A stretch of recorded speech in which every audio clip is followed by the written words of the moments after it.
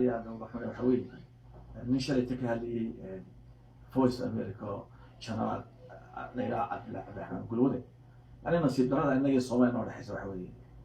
dad inagu inuu haysano criminal war criminals oo gacan ku lahaa dilkeeni oo dadaan dad maay maanta aan xilba qabteen inaga hadday isku imdaan bila macnaad wadanahay ayaa ka hadlaya qadiyada Soomaaliya wala waxa laga hadlayaa midnimo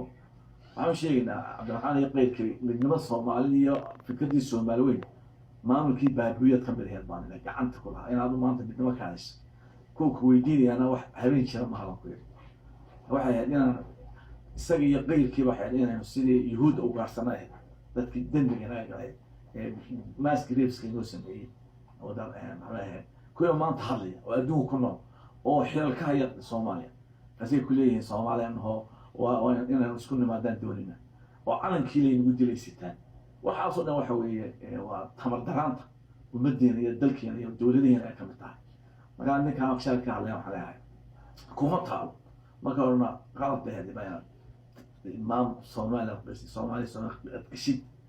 magaalada Soomaaliya channel ka noqota ma qaro in Ethiopia marka waxa weeye arrintan waa soo dhaweynaa laakiin waxa loo firay dawladda shacbiga iyo asxaabta macaaradkaba ay waxay kala timaado ay u sheegto